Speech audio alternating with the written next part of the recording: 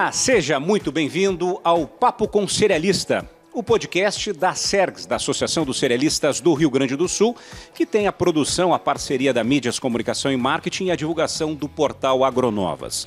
E hoje estamos em Passo Fundo, no Norte Gaúcho, na Tonial Cereais, para falar de um assunto estratégico para o agronegócio brasileiro, a comercialização da safra de soja. E como estamos no Rio Grande do Sul, também a rentabilidade dessa complicada safra 2024-25, que pensar para frente, principalmente, né? Mas olha só, apesar das perdas aqui no Rio Grande do Sul, o Brasil deve ter uma safra recorde. Se fala aproximadamente em 170 milhões de toneladas. E com tanta produção, ficam muitas perguntas, né? A pressão que essa safra brasileira recorde pode trazer para o preço, para a comercialização da soja, também o tarifaço do Trump lá nos Estados Unidos, o que isso pode influenciar para o Brasil, para o agronegócio brasileiro, para a nossa soja e tantas outras perguntas que nós vamos desfilar por aqui com os nossos convidados. Temos aqui produtores rurais, vamos pisar na lavoura, temos cerealista, representante de empresa de semente. A semente é uma outra preocupação, depois de um ano complicado com a seca, teremos semente para a próxima safra? Qual será a qualidade dessa semente? Vamos falar sobre isso também. Meu parceiro Alceu Menegol da Sergs que fez um levantamento importante com seus associados sobre a quebra nessa safra de soja. Estamos finalizando a colheita e temos números aí realmente preocupantes, confirmando aquela perda no Rio Grande do Sul, que se estimava aí 22 milhões de toneladas de soja, vamos ficar com 15, 14 milhões de toneladas. Então são assuntos que a gente vai tratar aqui. A Carpan é referência na fabricação de máquina de limpeza de grãos no Brasil, pioneira na fabricação da máquina rotativa. E ela tem foco em máquina de limpeza, tanto que tem a maior linha de máquinas de limpeza do país e a maior da categoria. Eles conhecem o que fazem. A FOC, uma empresa pioneira no segmento de termometria e aeração, vem esse ano, de 2025, trazer uma inovação para os seus clientes, que vem integrada ao nosso portal IoT, que é o módulo de gestão de armazenagem. O nosso cliente ele tinha a possibilidade de controlar os índices de qualidade, controlar a qualidade do produto armazenado, monitorando temperatura e teor de umidade. Com o novo módulo, é possível o nosso cliente passar a controlar, além de temperatura e teor de umidade, mais 10 variáveis que compõem os índices de controle desse produto. Então ele vai conseguir monitorar aspectos como temperatura, teor de umidade, presença de impureza, índices de avariados, uma série de variáveis aí então que compõem esses índices de controle de qualidade da massa de grãos do produto que ele tem armazenado. Então agora nós chegamos à solução Premium dentro do portal IoT, com o módulo de gestão de armazenagem, que vai permitir ao nosso cliente, ao armazenador, o controle ponta a ponta do recebimento à expedição, garantindo mais confiabilidade e segurança na armazenagem.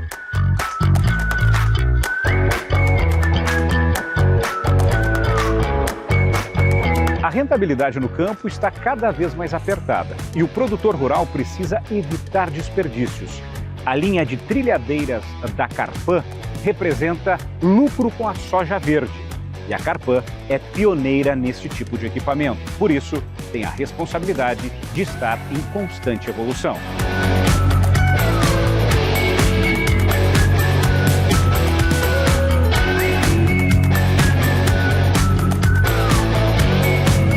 Mídias, comunicação e marketing, produção audiovisual com visão agro, profissionais experientes em grandes trabalhos para grandes marcas do agro. Documentários institucionais, comerciais de TV, vídeos de produtos, webséries, coberturas de eventos, podcasts, o que for preciso para divulgar a sua empresa ou o seu produto. Converse com o time da Mídias, Comunicação e Marketing.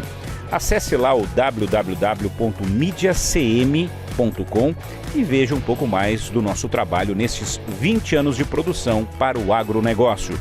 Mídias, produtora especializada em vídeos para o agro. E para começar, eu quero dar as boas-vindas e agradecer a recepção aqui do seu Emery Eugênio Tonial, da Tonial Cereais, a Tonial Cereais que completou 25 anos no último dia 13 de março. Parabéns pela data. E nesses 25 anos já começo com uma pergunta, Tonial. É um dos anos mais desafiadores? Bom dia. Não, de fato, é um ano desafiador. Eu não lembro de uma safra igual a essa, porque nós tivemos problema desde o início ao fim. Não é assim, ó, choveu no início, faltou chuva no fim, não. Começou a faltar no início e cada vez foi piorando. Tanto é que quanto mais tarde, pior a produtividade nós tivemos na soja. Então, foi impressionante. Eu não lembro de um fato igual a esse, né?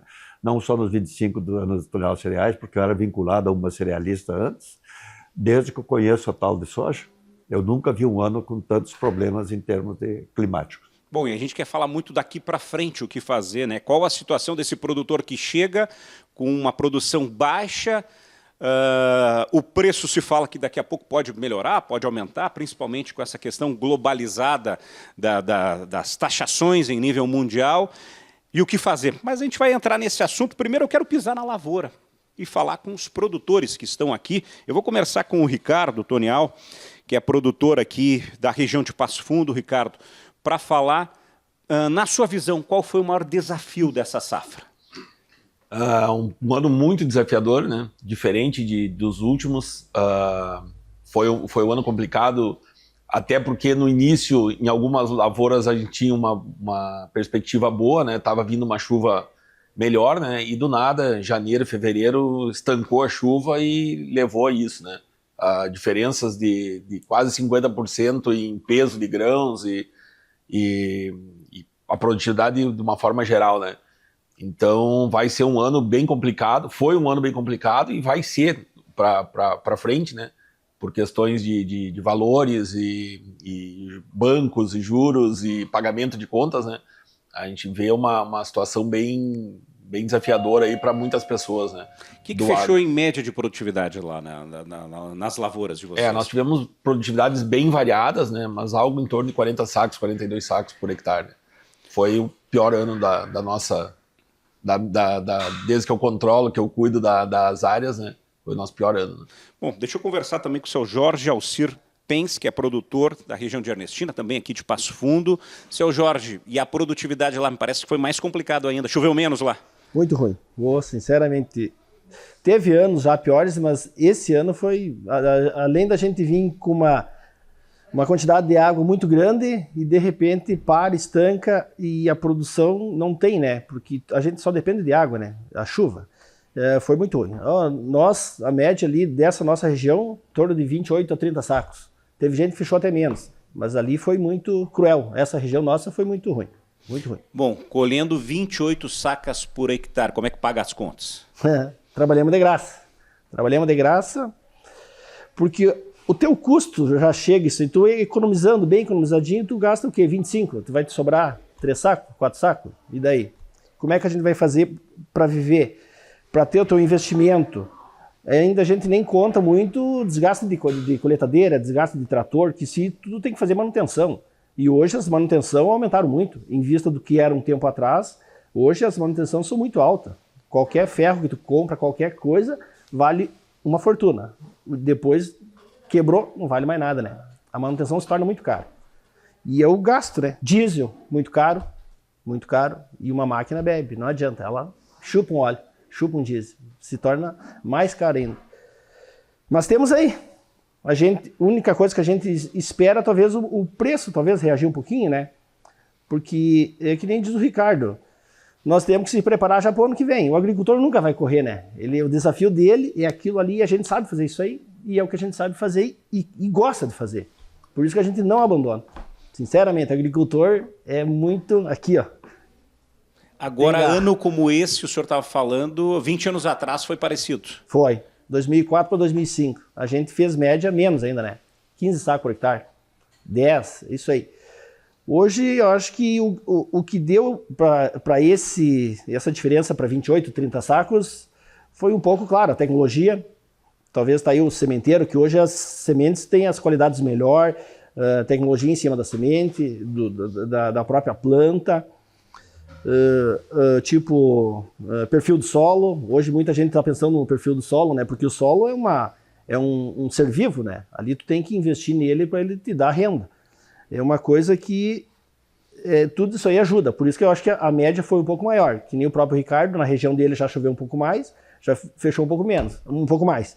Mas na nossa região aqui não tem como, foi cruel. Bom, o Luciano Remor, que é agrônomo da Remor Consultoria. Luciano, queria colocar você nessa conversa, nesse bate-papo, para falar da realidade dos agricultores que você atende, né? Eu sei que vocês têm uma missão, né, o Engenheiro Agrônomo, a sua empresa de consultoria, de tentar elevar essa produtividade num ano com seca. O que consegue realmente mudar esse parâmetro? Tem algo a se fazer? O seu Jorge trouxe a realidade dizendo que há 20 anos atrás não se tinha tanta tecnologia, por isso se colheu um pouco mais. Agronomicamente, o que dá para fazer e o que você tem adotado nos seus clientes para melhorar um pouco essa produtividade em anos complicados com seca? Muito obrigado pelo convite aí, Rafael, né? Uma alegria estar compartilhando e trazendo um pouco do nosso trabalho de consultoria, que estamos há 39 anos com esse trabalho de consultoria que começou com o Wilson, né? Meu tio, ele se formou e começou esse trabalho em Ipiranga do Sul, que começou, tanto que a nível estadual, é o berço do plantio direto, né? Então, desde lá, veja só, ele se formou e ele voltou para casa, e os irmãos, meu falecido pai e tal, pagava o salário base de engenheiro agrônomo para ele conduzir as lavouras da família com 120 hectares. Então, desde lá, a Remor Consultoria e nós viemos com esse comprometimento de ajudar o agricultor. Nós acompanhamos a lavoura, Rafael, desde o plantio da cobertura agora, coleta de solo, amostragem, interpretação, plantio da cobertura, escolha de cultivar, tecnologia da aplicação. A gente ajuda o agricultor na tomada da decisão de todos os fatores produtivos que tu tem na fazenda, para a gente errar menos. E isso é algo da agronomia, do engenheiro agrônomo, assumir o risco junto com o agricultor. A gente trabalha junto com o agricultor. Se o agricultor vai bem, a gente vai bem também. E assim, a gente vem vendo algo que vem se destacando desde a época que começou o Wilson e tal, tanto em anos que chove bem, quanto em anos que dá seca, aonde você tem o solo corrigido, teu maior patrimônio é o solo, tem melhor produtividade. Claro que não é que tu vai colher 100 sacos no ano de seca, não, mas é um fator principal determinante. O agricultor cuidar do solo, porque uma coisa eu produzir X saco por hectare, mas quanto eu sobrei? Nós temos um exemplo na região de Ipiranga, de um cliente nosso, que ele colheu 46 sacas de soja por hectare, certo? Mas ele sobrou 27 sacos. Por quê? Solo corrigido, tinha fósforo, potássio sobrando, nós plantamos sem a questão de adubação, não precisou, foi só colocado no inverno, e teve ainda uma receita de 27 sacos. Claro que é uma área que não paga, Jorge, arrendamento. Quando entra, que tu paga, Então, o agricultor, e o que a gente o nosso objetivo, o que eu tenho para mim? Ajudar o agricultor a produzir mais e cuidar os custos. Por quê? Olha só, Rafael. A média dos últimos 9 anos que nós temos nosso campo de pesquisa mostra que o dano na cultura da soja, entre você aplicar fungicida e não aplicar, é de 20 sacas por hectare. Então, o ano passado, numa cultivar de soja, o dano das doenças foi de 39 sacos por hectare. E esse ano, sabe quanto que foi? 2 sacos. Puxa. Então, como é que nós vamos saber e tomar decisão? Eu vou investir quanto em fungicida? E aí, esse ano foi um ano que eu não tinha visto, que o dano das pragas foi de 6 sacos por hectare na lavoura de soja. Então, veja bem, as pragas causaram mais dano do que o fungicida. Então, a agricultura é algo assim, que me encanta, desafiador, por quê? Não é matemática.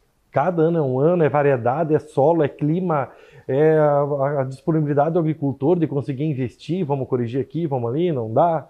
Então, é legal. E 2004, 2005, os dados da Remor, na época, nós fechamos com 27 sacos por hectare. E esse ano está fechando com quanto de média na região que você É como o Ricardo falou, região de Passo Fundo, 40, 41 sacos, e aí tem regiões que choveu um pouco mais, mas no grupo que a gente atende, a região de Passo Fundo, Erechim, Sananduva, Lagoa Vermelha e até uma parte de Santa Catarina, acredito que vamos fechar aí com 54 sacos por hectare. No universo de quantos hectares? Próximo de 10 mil hectares. 10 mil hectares, tá certo. Daqui a pouco eu quero entrar nessa questão que é também importante, a questão do custo da lavoura, mas antes deixa eu conversar com o Menegol, ao seu Menegol, que é o executivo Rafael, da Cerx. Só me permite, o outro desafio que o produtor tem agora, vai ter, é o seguinte, as fortes chuvas que aconteceram o ano passado, lavaram o solo, levou muita matéria orgânica embora, né? Então, este ano o produtor tem que trabalhar para recuperar essa matéria orgânica também do solo dele, porque isso vai impactar na produtividade. Então, quando ele for fazer a lavoura, ou de inverno, coisa, ele tem que estar pensando em recuperar palhada e pôr matéria orgânica no solo, porque primeiro a chuva que lavou levou a matéria orgânica embora. E agora a seca que esturricou o solo. O solo foi extremamente prejudicado nesse período. Tá certo, vamos chegar nesse assunto também. Menegol, para falar em números, a Cerx fez um levantamento com seus associados da perda média de produtividade nas regiões com os produtores atendidos pelos cerealistas associados à Cerx. São 80 empresas associadas. Qual foi a realidade, o resultado desse levantamento?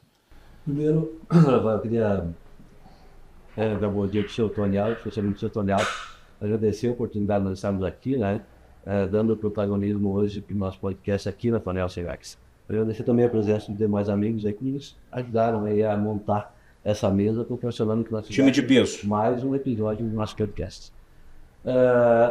Nós temos muitas realidades, né, porque afinal de contas a Cerx atua largamente no estado. Né? São 80 empresas com aproximadamente 400 unidades recebedoras de grãos, né?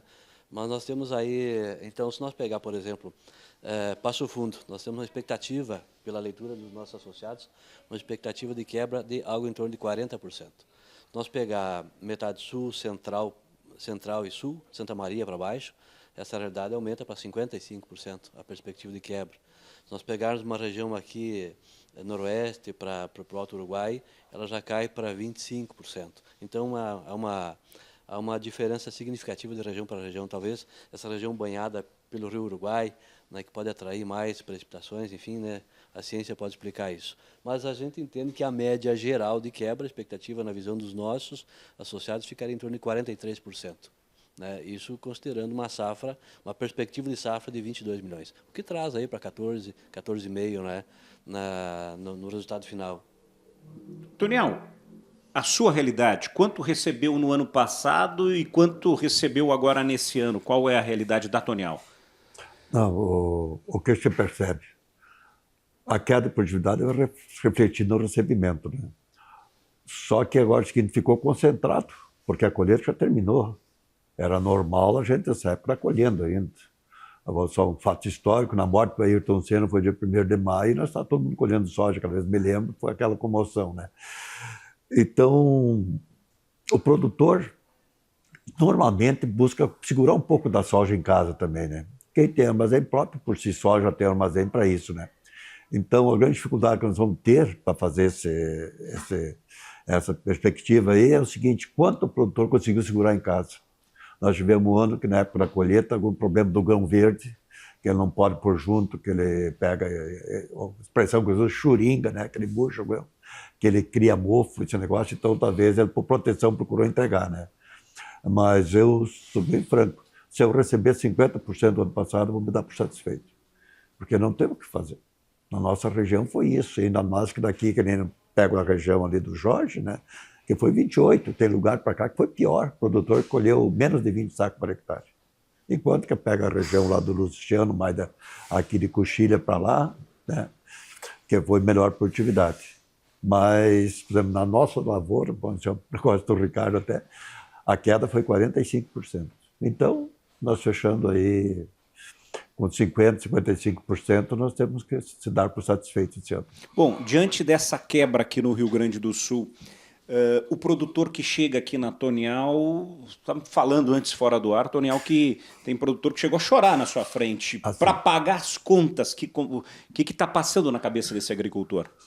Quem tem oportunidades, que o Jorge é um produtor que está capitalizado e tudo, deve ter alguma reserva, né? Mas esse não tem. Ele diz, Tonel, não sei o que eu vou fazer com a minha família. Essa era a queixa dele. O que nós temos mais nesse momento?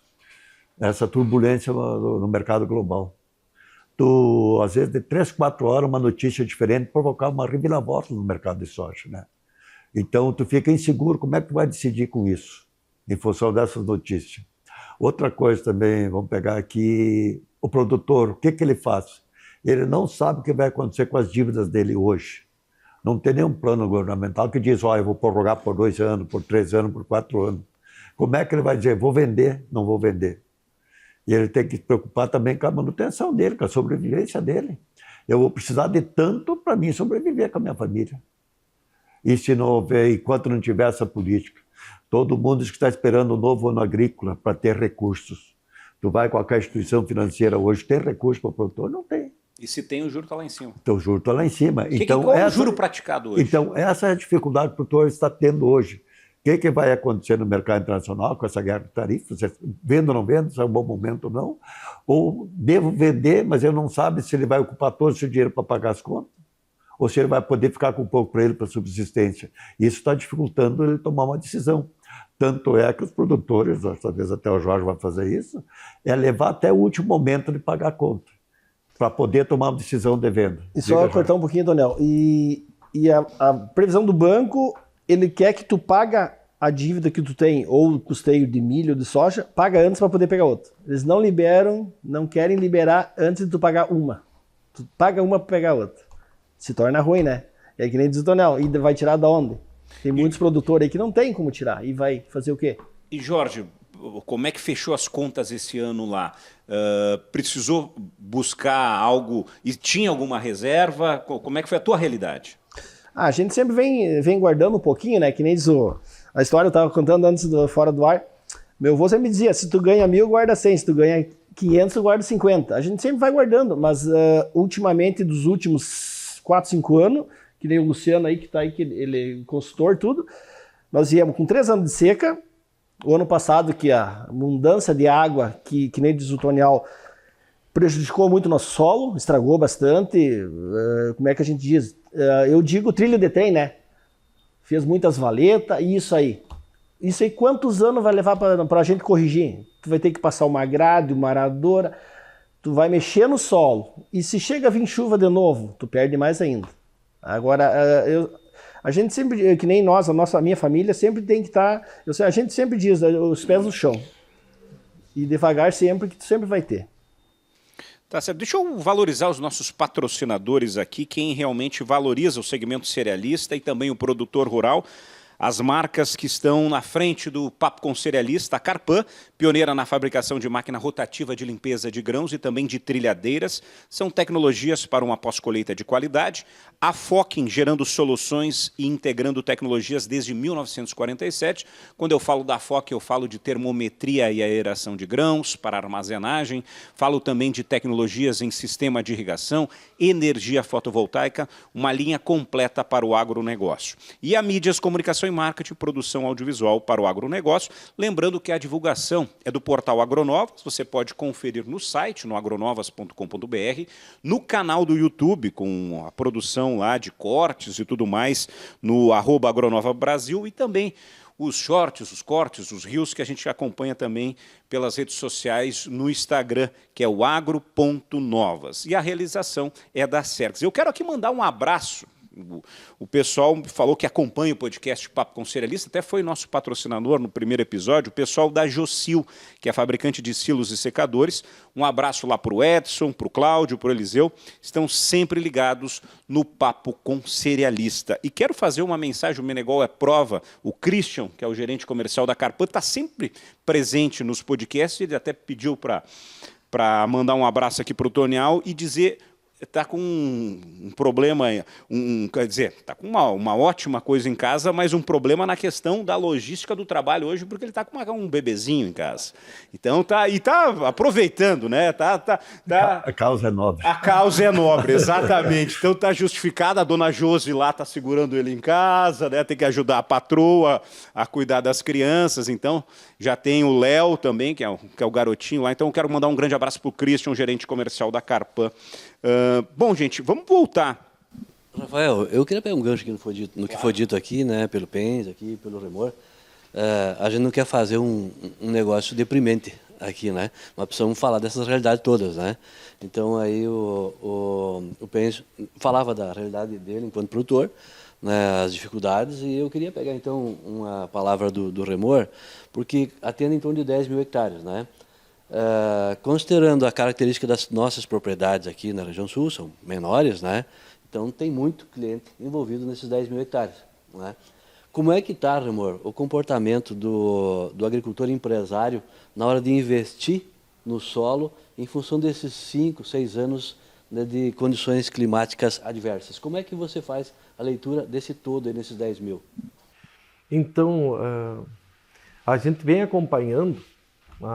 Todo ano é feita análise de solo, a gente acompanha a propriedade como um todo e tem dados que mostram o quanto a gente ganha investindo no solo. Uma situação simples é manejar a cobertura de solo. Fizemos um trabalho esse ano, você plantou, e é um fator que nós temos que dar prioridade agora por causa da erosão que nós tivemos. O Toniel falou muito bem, aumentar o carbono. Fazer palhada. Fez a palhada, aquela cultura grande, você precisa acomodar aquela palhada no solo. Só o fato de você fazer um manejo com rolofaca, você vai ter um incremento de 2 a 2,5 sacos por hectare de soja. E aí, o investimento de correção de solo, botar calcário, gesso, é alto. Hoje o gesso está próximo de R$500 a tonelada. Né? Então, assim, tem alguns agricultores que estão indo buscar recursos no banco, que ainda tem para correção de solo, está tendo alguma coisa, mas a maior parte do pessoal, o grupo que nós atendemos é um grupo seleto e tal, tem essa consciência e tal, mas mesmo assim a gente sente a falta de recurso e de dinheiro para conseguir corrigir o solo. Então, o ano passado, 2024, que foi aquele excesso de chuva, em 3 meses, 1.500 milímetros, né? Teve muita erosão, como você falou, Jorge, e aí nós precisamos corrigir o solo, porque os dados nossos mostram que aonde você tem o solo corrigido, está produzindo mais. Mas o agricultor está com um problema sério, porque veio queimando suas reservas com os anos ruins, então ele teve que pegar a sua reserva para conseguir honrar com os seus compromissos, e a gente sabe o caminho, a gente sabe o que precisamos fazer para colher bem, ter altas produtividades. Porém, a questão financeira hoje, olha, eu vou dizer, 20% até dos agricultores estão investindo, os outros 80%, infelizmente, está difícil e não sei se vão fazer o que precisa ser feito. Toniel, e até como é que está essa relação de troca, falando em custo de lavoura, né? A saca de soja, agora mais para o final do mês de abril, na faixa de uns 127, a região de Passo Fundo, por aí, é um pouco mais do que o ano passado, mas a relação de troca é negativa. Exatamente. Eu até digo para o produtor aqui sempre, para ele controlar muito custos. Às vezes perguntar, está na hora de vender? Eu digo para ele, se tu não sabe quanto te custou a lavoura, tu não sabe se está na hora de vender. Ele tem que saber, me custou isso, eu posso vender, estou tendo algum ganho nisso. Aí o que aconteceu? O ano passado, vou citar assim, o pior preço da nossa região, o preço de balcão, foi R$107. Só que aconteceu o seguinte, com esses R$107, tu comprava um saco de fertilizante. Este ano, com 130, tu não compra um saco, custa mais caro. Então, olhando a relação de troca, não adianta 130. Então, eu sempre digo, vai vender, o que você vai fazer com o dinheiro? Tu vai continuar investindo na tua lavoura, então olha essa relação de troca e vê se é conveniente agora. Há uma cultura entre os agricultores, pode falar com todo mundo, acho que em todas as regiões é assim, que a hora que eu conseguisse trocar um saco de soja para um saco de fertilizante, usa até 1 quilo de fertilizante para 1 quilo de soja, era o momento de investir. Então, esse é o cuidado que o produtor tem que ter. Se tu for olhar hoje, em relação ao preço que estava o ano passado, tu com o mesmo saco de soja, tu vai comprar menos fertilizante do que tu comprava o ano passado. Bom, girando a chave, então, e reforçando essa questão do mercado, Jorge, já comercializou a safra? Está esperando o quê? Qual é o teu pensamento agora? Eu sei que é uma decisão bem complicada, né? Que pode determinar a rentabilidade da lavoura. É bem isso aí. O pensamento agora tu tá ali. O que eu faço? Que nem disse o Luciano. Vamos fazer o quê? Vamos investir aqui? Vamos investir aqui? Vamos vender? Não vamos vender? É uma situação ruim. A gente até financia um pouquinho, e daí, vamos pagar? Vai ter securitização? Não vai ter? Vai ter algum... Porque o agricultor, ele não quer dar calota, ele quer pagar. Só que talvez muitos agricultores, eles querem talvez um prazo melhor, alguns anos, mas para te fazer esses investimentos, tu tem que ter uma ajuda também, né? O governo, eu digo que o governo poderia abrir os olhos mais para o agro, porque é ali que começa tudo, né? Setor primário, alimentação, tudo começa no agro. Que nem tu fala. E daí? O Tonel, mesma coisa. Vamos vender ou não vamos? O Tonel falou, fertilizante, 1 por 1. Isso aí é desde o tempo do meu pai, do meu avô, 1 por 1, show de bola. Ideal. O ideal seria o quê? 90 para 1. Mas é o momento. O problema é tu comprar. É tu ter o grão para te comprar. Porque a gente colheu pouco. A nossa região colheu pouco. E daí, o que pode acontecer, que nem diz o Luciano? Vão reduzir, e daí, tu vai perder a produção pro ano que vem, vai colher menos, aí que tá o problema. O ideal não é, o ideal é tu botar sempre o que tu vai manter ali, vamos dizer lá com seus 250 quilos de fertilizante por hectare, 300 quilos, mais calcário, mais cloreto, e aí, a gente não vai ter esse dinheiro para fazer isso aí. A gente vai ter que analisar até o preço do soja. Se fosse, vamos dizer, a 130, 135, 140. Só que o problema é que eu acho que daí as coisas atrás vai subir igual.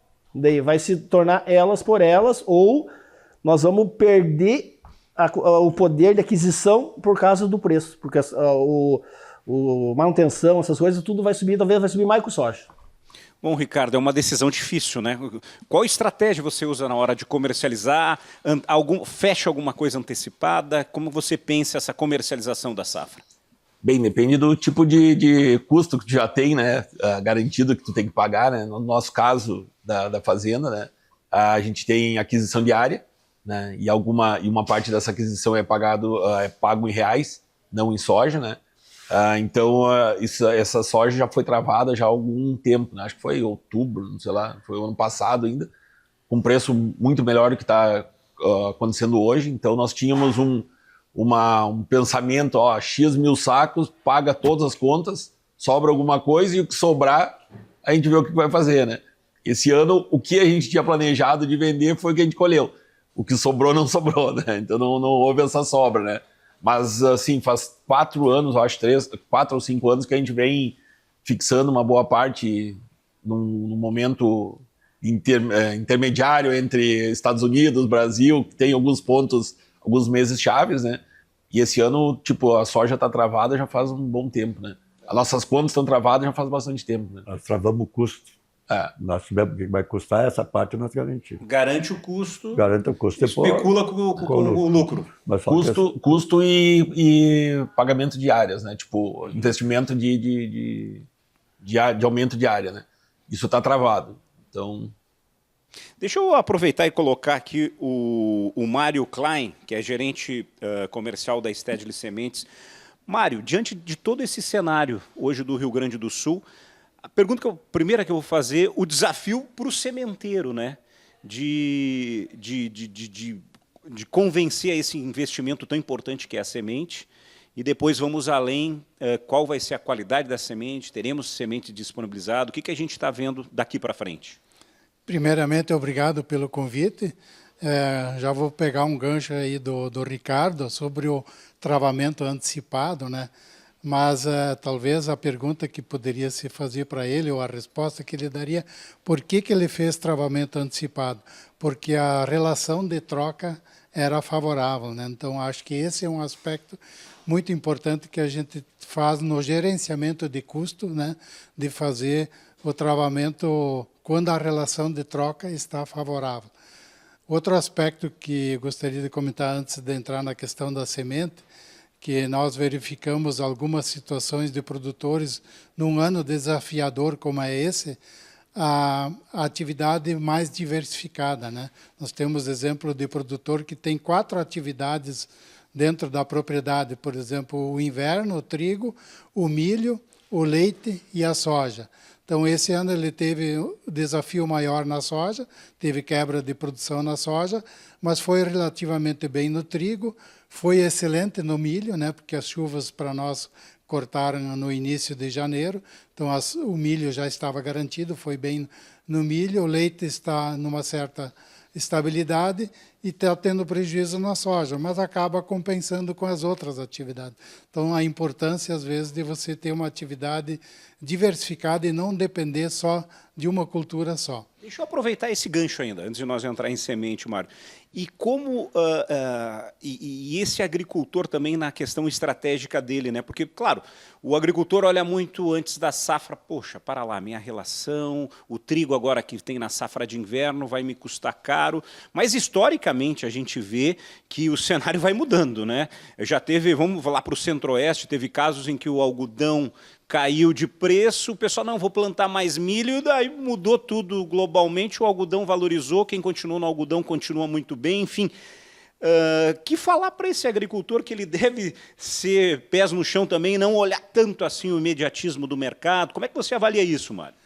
O que a gente tem visto, esses produtores que optaram por diversificar a atividade, uma que talvez investir na própria propriedade ou investir na diversificação ou até investir em irrigação é mais em conta do que ampliar a área, comprar novas áreas, né? Então, e como estratégia de diversificação, dificilmente você vai ter todas as atividades no negativo, né? Então, uma acaba, às vezes, compensando a outra, né? Mas, lógico, a gente sabe que o carro-chefe é a soja, né? Mas, nesse caso, a opção foi uma estratégia de diversificação. Então, independente do mercado, planta aquela área de trigo em função até de sistema de rotação, dentro de um sistema de produção. Tem a área definida de milho no verão, independente da questão de mercado. Então, acredito que, na média dos anos, né, acaba sendo positiva essa estratégia da diversificação.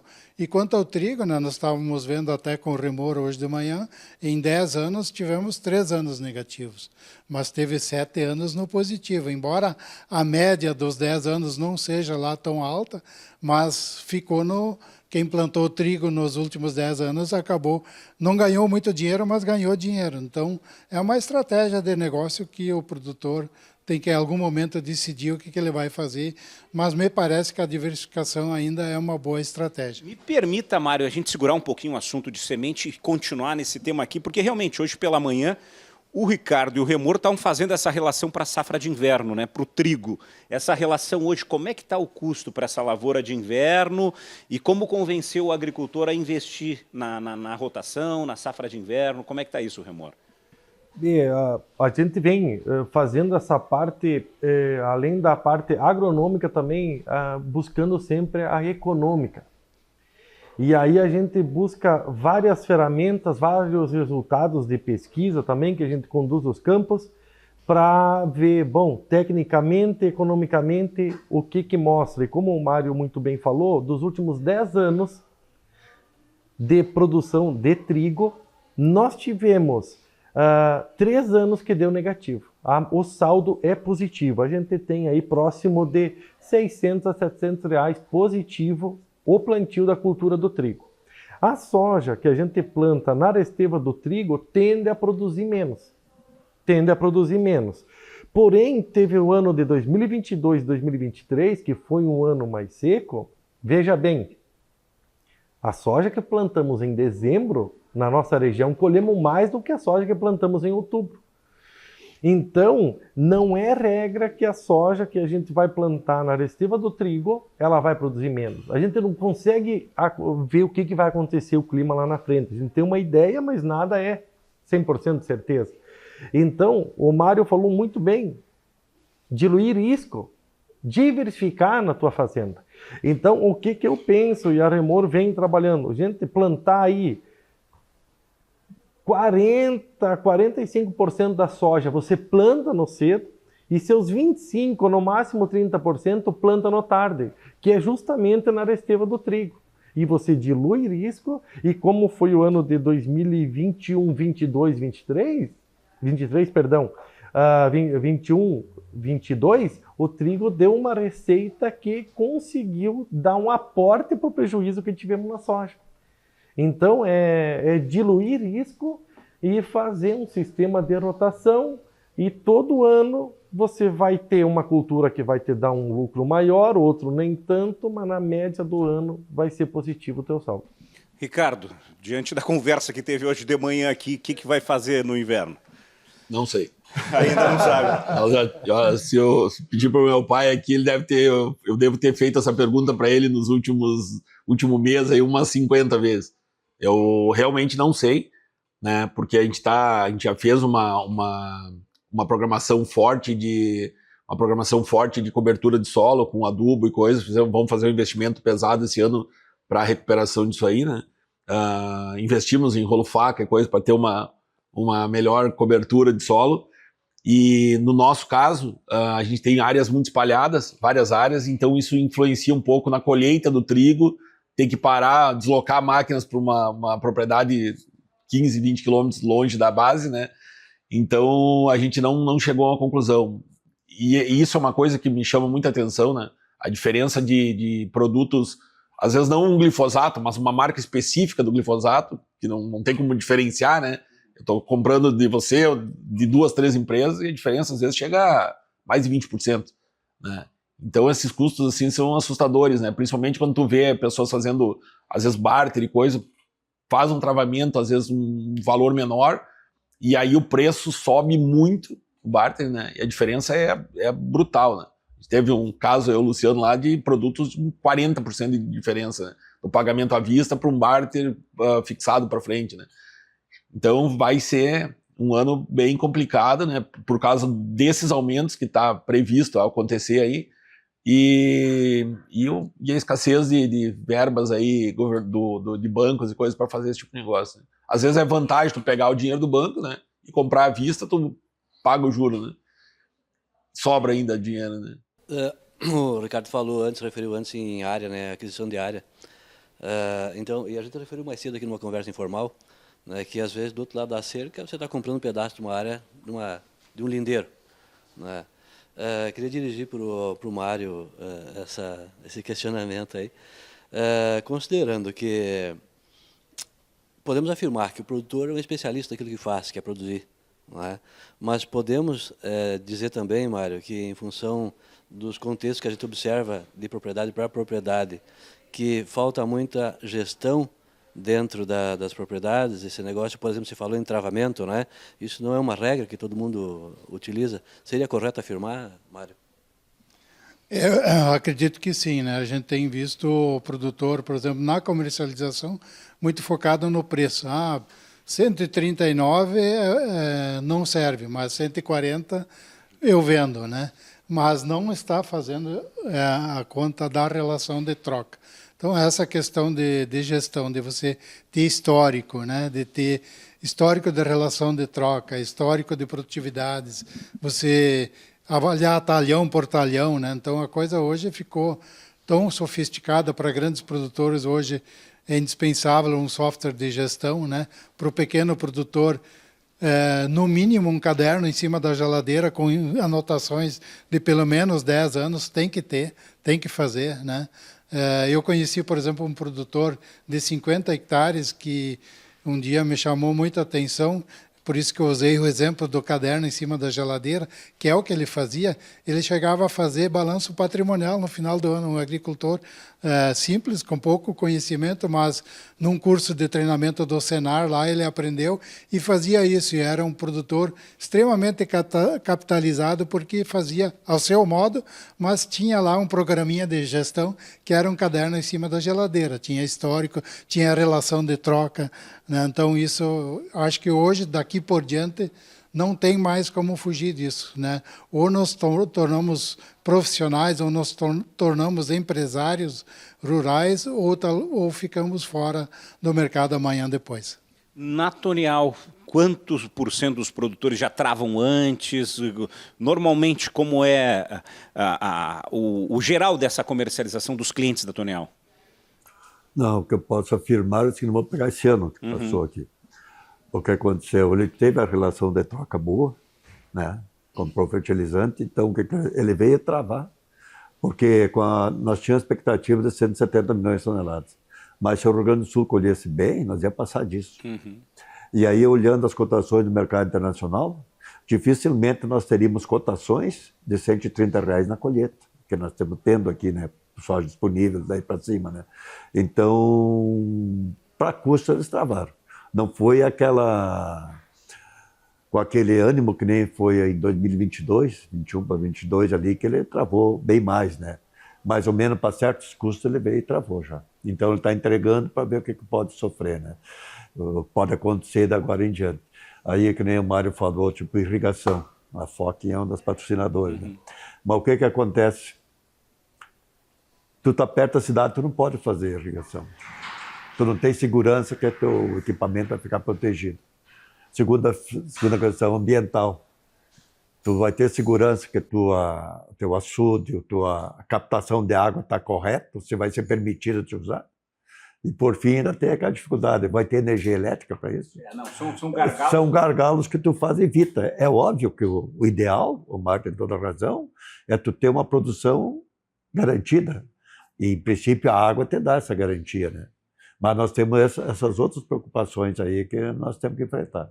Doniel, o que eu acho interessante, e eu acho que é um avanço, eu estive no gabinete do secretário da Agricultura, até então, o Clair Kuhn, que agora assumiu um outro cargo nesse trabalho de reconstrução do Estado, e ele mostrava a vontade do governo de tentar aumentar essa irrigação, até porque isso representa maior arrecadação, né? Até a gente estava discutindo de trazer um podcast para tentar entender esses gargalos e ver como o governo pode melhorar isso. Então, tem uma vontade governamental, porque o governo também entendeu que a irrigação é um dos principais caminhos e ainda a gente tem muito para crescer. Se a gente olhar outros estados aí que estão despontando na produtividade, na produção, o pessoal investe bem mais em irrigação. Então, eu acho que já é um avanço, mas realmente tem muitas questões ainda para serem melhoradas. Agora, entrando nessa questão da semente, Mário. Só para complementar, claro. Então, Rafael, no Congresso Cerealista que nós tivemos no Garibaldi, um consultor do Estado disse. Eles falam tanto de problema ambiental, de desmatamento e coisa. Se tu for olhar, nos últimos 20 anos, o Rio Grande do Sul dobrou sua área reflorestada. Tu vai pegar, assim, antes nós tínhamos muito agricultura de subsistência. O cara plantava milho, morracima e fazia tudo. Hoje em dia o produtor não faz mais isso. Se ele não tiver condições de mecanizar, que é fazer com máquina, ele não faz mais manual, que eles faziam antigamente. Então, toda essa área, tu vê em alguns lugares que tu passa, que os morros já estão reflorestados, quando estão reflorestados. Então, até o setor rural não pode ser acusado de desmatamento no Rio Grande do Sul. Ele tem que olhar que a nossa área subiu. Se for olhar, o órgão do próprio governo do estado diz que a área florestada hoje no Rio Grande do Sul é o dobro do que era 20 anos atrás. Ótimo. Bom, entrando agora na questão da semente, Mário, que o agricultor pode também imaginar para essa próxima safra, né? Pensando de que tivemos a seca, teremos uma semente com a mesma qualidade? Vai diminuir essa qualidade? Qual é esse padrão de qualidade? E a questão da disponibilidade dessa semente? Bom, eu vou começar pela realidade da nossa, lá das TED de sementes. Nossa produção de soja foi 40% menor, né? Então já temos uma quebra na produção de 40%, que seria a oferta que vai impactar na oferta de sementes. E temos uma quebra de 10% maior do que em outros anos no beneficiamento, né, em função da qualidade do grão, que não é a mesma qualidade dos outros anos. Então, a nossa oferta das teses de sementes, quando comparada, por exemplo, com o ano passado, ela vai ser 50%. Mas a gente sabe que outras indústrias de sementes maiores, que trabalham com cooperantes, com produção de terceiros, eles fazem campos reserva, campos backup, que eles chamam de produção, que eles podem utilizar numa situação como essa desse ano. Mas mesmo assim, pelo que a gente tem visto até o momento, a gente não tem ainda um levantamento oficial de quanto que foi internalizado para a produção de sementes, que esse levantamento vai ser feito agora durante o mês de maio, mas de qualquer forma a gente percebe assim uma grande dificuldade, né? Uma na produção e outra também na qualidade. Então, tudo leva a crer que a semente que vai ser ofertada esse ano não vai ter a mesma qualidade do ano passado. Só dar um exemplo nosso lá das teses de sementes. A área de irrigação, né? Uma cultivar que nós já colhemos, já internalizamos, beneficiamos e analisamos. Germinação 96, 97, vigor 93. A área de sequeiro, de fora da irrigação, com germinação 88, 89, vigor 84, 85.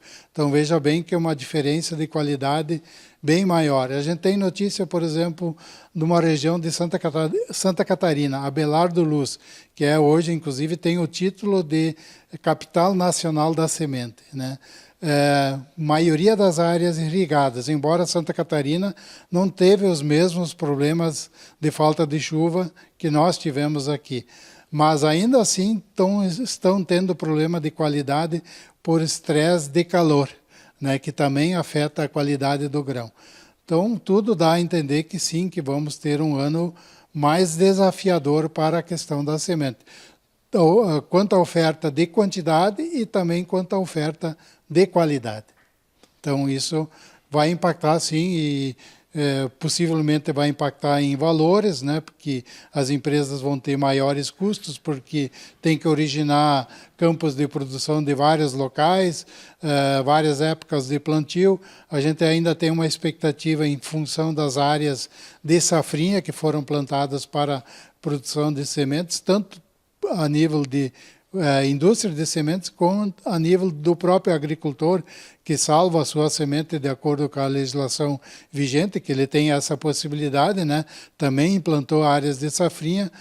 Algumas a gente tem visto assim com boa condição, mas nem todas elas, né? Então, também tem esse aspecto que a gente não consegue avaliar ainda nesse momento, porque as lavouras estão começando agora a lourar nas lavouras, né, que vão ser colhidas agora durante o mês de maio. Então ainda tem a questão climática que pode influenciar essas lavouras. Mas assim, no resumo, é um ano desafiador, tanto para a oferta de quantidade quanto para a oferta de qualidade de sementes. Remor, tecnicamente, o que isso pode afetar? É válido ressaltar que o agricultor, mesmo que ele compre a semente certificada ou se ele tem a semente salva, faça uma análise dessa semente para ver como é que está. Os nossos trabalhos, Rafael, mostram que a cada 1% de vigor que eu aumento na minha semente, que eu tenho uma semente de melhor vigor, corresponde a aproximadamente 0,5 saco por hectare de soja. Lá na colheita na frente. Então, Mário, plantar uma semente com 94% de vigor e uma com 84%, são 10% a menos. Então, são os detalhes que vai fazer a gente colher bem. Então, o agricultor precisa estar atento, já reservar sua semente em busca de quem é o fornecedor com responsabilidade, qualidade e pegar uma semente para garantir a colheita lá na frente. Por quê? Não podemos... o ano foi ruim, tivemos esses anos ruins aí e tal. Não, nós vamos continuar e vamos caprichar. O próprio Dirceu Gassen, né? Um cara fantástico, sempre dizia, capricho, vontade, amor pelo que faz. Vamos fazer a coisa certa, não vamos desanimar que vai ter ano bom para frente. Tá, eu já vou entrar um pouco mais nessa questão aí de investimento, com investimento que já está para se ver com uma indicação de aumento de custo, mas eu tenho que falar antes dos nossos patrocinadores, de quem valoriza aqui o segmento cerealista e também o produtor rural, e aí eu estou falando da Carpan, pioneira na fabricação de máquina rotativa de limpeza de grãos e também de trilhadeiras. São tecnologias para uma pós-colheita de qualidade.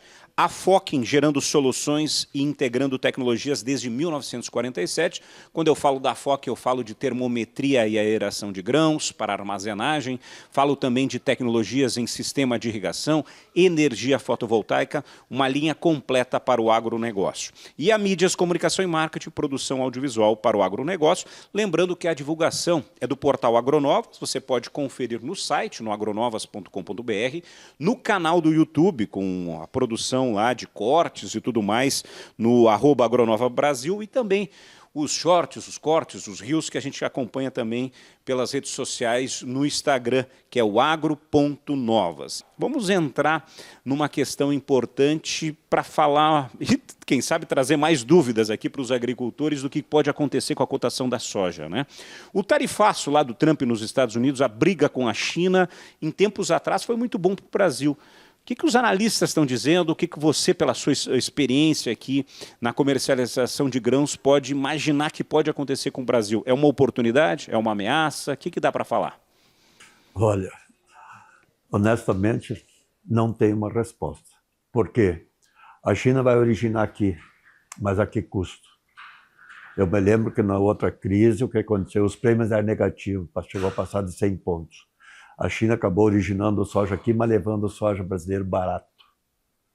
Se nós formos olhar aqui a perspectiva de uma grande produção nossa aqui, no começo de fevereiro, nós já tínhamos prêmio negativo em função de que poderia acontecer isso de ter a super safra. Aí entrou a crise das tarifas. Então essa crise das tarifas fez o quê? Fez a soja subir. E os prêmios que já estavam negativos chegou a estar 100 pontos positivos. O Mário até aproveitou uma dessas, né, Mário? Aí é o seguinte, hoje ele já voltou para 40 e poucos. Mas o que eu quero dizer com isso? Que vai ter a dúvida do produtor sobre quando pode acontecer esse acordo. Então, isso pode ter alguns impactos. Falou se é o momento de vender ou não, né? Se essa crise se prolongar, não vai impactar na safra americana? Vai. Hoje já tem algumas preocupações até climáticas, né? Nos Estados Unidos, que podem ser chuvas abaixo do que era esperado. Também pode estar na produção. O que está acontecendo? Então, o produtor americano já está pensando até reduzir. Está correndo muito bem o plantio de milho e reduzir a área de soja, né? Em função disso. Então, agora, algumas coisas dos fundamentos do mercado começam a aparecer, que é cuidar o clima nos Estados Unidos, cuidar a produção e a área a ser semeada lá. Esse seria no primeiro momento. E para o produtor, que nosso mercado interno, a grande dúvida é essa.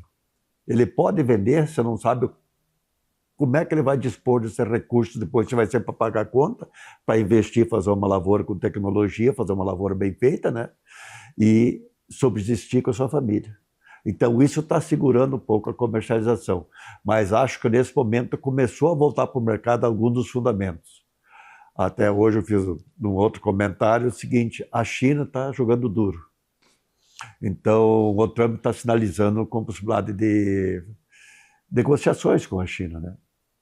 Então, a China, sabe qual é a resposta que ela deu hoje? Hoje, né? Final de abril. Final de abril. É que eles não sabem que, de fato, o governo americano quer. E eles estão mudando o foco deles, então. Não tem mais que pensar no que eles querem, e sim no que nós precisamos. Isso pode ser um sinal de endurecimento na negociação. Mas é óbvio que ficar do jeito que está prejudica as duas economias. A tendência é eles se acertarem. O problema é em que momento isso vai acontecer. E agora, Mário, deixa eu colocar o senhor nessa conversa. Diante dessa questão até do tarifaço, depender mais ainda da China pode ser arriscado, principalmente a longo prazo, e é uma oportunidade, quem sabe, para o Brasil pensar em novos mercados, porque as tarifas estão aí, os Estados Unidos taxou todo o planeta, né? Como é que você vê estrategicamente como o agronegócio brasileiro pode se aproveitar dessa oportunidade? A China é o nosso maior cliente, né? Uma economia que cresce há 30, 40 anos a quase 2 dígitos a cada ano. Então, eu acho que até tem uns números que me chamam bastante a atenção, por exemplo, da ANEC, que é a Associação Nacional dos Exportadores de Grãos, que em continuar o cenário atual, o Brasil exportaria 110 milhões de toneladas de soja. Aí tem o dado da Biov, né, que é, não da Associação da Indústria de Óleos, que nós esmagaríamos esse ano 57,5 milhões de toneladas de soja. E são mais 2,5 milhões de toneladas de soja que nós precisamos para as sementes. Então são 60. 110 mais 60 dá quanto? 170. Nós colhemos talvez 170. Então até o fim do ano a conta zera nesse cenário atual. Então, me parece que se a oferta até o fim do ano fica mais estreita, né, com a demanda, podemos aí ver melhores oportunidades. Outro número que me chama bastante atenção é do IGC, Instituto Internacional de Grãos, que é o termo em inglês, né? International Grain Social, parece que é essa a forma de pronúncia. Eles estão dando, por exemplo, a safra 25-26 de soja, de oferta e demanda praticamente empatados. Então, se tudo der certo na safra 25-26 de soja a nível global, a oferta fica igual à demanda. E faz 5 anos que só um ano nós produzimos menos do que a demanda. Os outros anos, então, começa a inverter a relação. Então, me parece que para a soja, sim, podemos ser um pouco mais otimistas com o futuro. Tá, deixa eu colocar os produtores, então, agora para entender a cabeça do agricultor diante de tudo isso. Ricardo, qual é a estratégia daqui para frente que vocês estão pensando? Eu sei que tem a questão do endividamento agrícola no Rio Grande do Sul, que é uma questão que ainda não está definida, né? Não se sabe se vai ser prorrogado, quanto vai ser prorrogado, como vai ser isso, o custo desse dinheiro que está muito alto. O que o agricultor está pensando em termos dessa soja que pode subir? A tendência é essa, mas não temos garantia nenhuma. Como eu falei anteriormente, a gente já tem o nosso soja meio travado, né? Meio não, 100% resolvido. Mas uma coisa que me chama a atenção é que em outros anos a gente via essa indefinição de briga comercial e coisa assim, e o próprio banco oferecia uma CPR, alguma coisa assim, para tu pegar esse dinheiro e segurar o soja para tentar recuperar, né? E esse ano, além dos preços de juros estar muito altos, né, chegou a mim, a gente fala de 15% a 20% de dinheiro livre em bancos, né? Então, para tu ter um aumento de soja de 15% a 20%, para tu arriscar, segurar um soja e pagar esse juro, é um risco bem maior, né? Em relação aos outros anos, né? Então, tá complicado o ponto de saída, né, da venda do soja para pagar, né? E, ao mesmo tempo, nós estamos falando aqui de produtores capitalizados ou com uma certa capacidade de pagamento, mas eu tenho outra empresa que eu converso com agricultores que o cara está devendo banco, está devendo a prestação do ano passado que prorrogou por causa da parte de enchente, né? Então o cara pegou a safra do ano passado, prorrogou por 4 anos. Então ele tem 25% da safra do ano passado para pagar essa. Mais essa safra para pagar. E muitos estão devendo em cooperativas, em revendas, o produto para pagar. E não colheu para pagar nenhuma das 3. E aí a saída está começando a aparecer oferta de área para vender, oferta de arrendamento, pessoal se desligando. Outra coisa que talvez não esteja sendo falado com a importância é a parte mental do agricultor, entende? Está destruída. Tu fala com todo mundo, tu não enxerga como outros anos, não, beleza, deu problemas, vamos acelerar, vamos fazer, né? Tu fala com o agricultor assim, não é um nem 2 casos, o cara não tem ânimo para seguir adiante nessa situação de indefinição de governo, de preço, de custo, né? Então é um ano bem complicado e assim, não há muitas saídas assim visíveis com bancos e juros atrativos que possa compensar essa negociação, né? Então se tu pegar no trigo que a gente estava falando, se tu pegar um financiamento, um seguro, ele quase inviabiliza o plantio do trigo na nossa região, né? Botar mais o juro do pegar o dinheiro, eu não sei o que fazer, muita gente não sabe o que fazer, entendeu? Como a gente está estabilizado e com as vendas já garantidas, nós teremos um ano apertado, mas estável, né? Mas não é a realidade que a gente conversa aí com o pessoal na rua e outros agricultores, né? Jorge, qual a sua realidade lá? O que dá para pensar? O que está passando para a cabeça daqui para frente? Que nem diz o Ricardo, não é fácil, então tudo meio murcho, tudo desacorçoado, porque a gente vem sofrendo, né? Ultimamente vem sofrendo e daí tu não vê previsão nenhuma de governo, né? Os nossos governos não são muito chegados no agro, não adianta. O que tem que fazer, Rafael? Cautela. Tentar fazer o básico, o investimento, que nós estávamos falando, Luciano, vai ser menos, não adianta, o pessoal não vai ter dinheiro para investir muito. Daí já começa a vir para trás, né? Já vamos começar uma safra nova, já vindo para trás.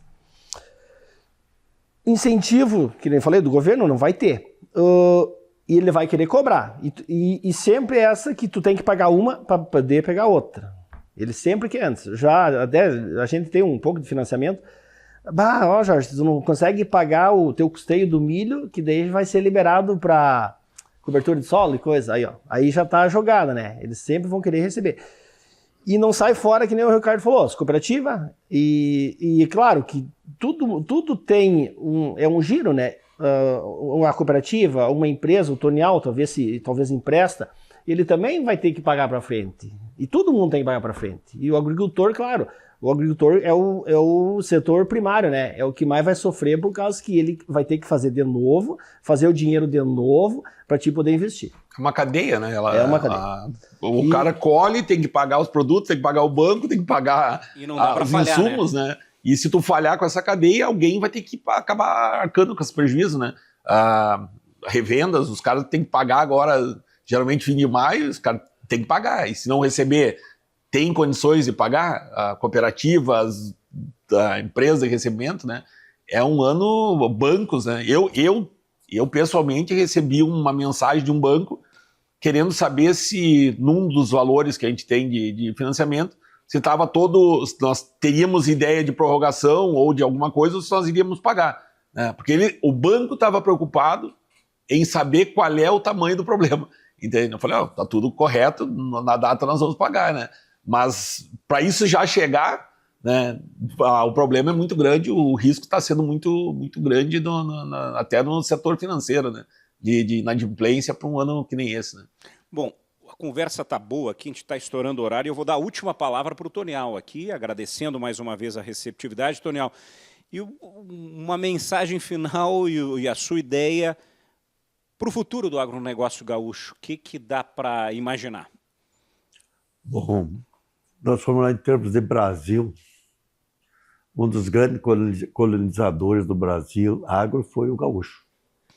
Ele saiu aqui com a cara e com a coragem e desbravou esse Brasil. O meu pai iniciou daqui no Santa Catarina, e outros foram para o Paraná, e assim foram subindo. Então, ele tem um espírito de empreendedor. Ele vai querer ir para frente. Ele vai sofrer, mas ele vai sair dessa. A única coisa é que não precisa sofrer tanto, né? Então, o que vamos fazer? Eu acredito que quem tem uma fazenda já estruturada e tudo, ele sabe que pode cuidar mais daquilo que ele já tem e buscar resultado. O segredo todo, o Luciano já falou aí, é a produtividade. Tu tem que ter grãos para vender. Senão nós temos que reduzir a oferta global. Porque o que aconteceu, só citando o que o Mário também falou aqui, a demanda mundial aumentava de 3 a 13,5% ao ano. Isso seria o quê? Em 400 milhões de toneladas, tudo arredondando, né? Seria 3 vezes 4, 12 milhões a mais não tinha que ofertar. Esse ano a previsão inicial era que o mundo ia ofertar 30 milhões de toneladas a mais. Aí os Estados Unidos não colheu tudo aquilo, o Rio Grande do Sul não colheu tudo aquilo que estava projetado, já reduziu essa diferença. Por isso nós temos expectativa de melhorar mais adiante, né? mas tem que alguma coisa acontecer. Então vamos para frente, vamos torcer, não vai ficar a vida inteira sem chover, nós vamos uma hora ter saída ali na frente e vamos ser otimistas. Parar, eu sempre ouvi aquele ditado, o cara que parou nunca mais alcançou aquele que não parou. Então nós temos que seguir em frente. Essa seria a mensagem para o produtor. O que ele sabe fazer? O produtor já sei fazer isso, eu sei plantar. Então que continue plantando, só nunca esquecendo qualidade.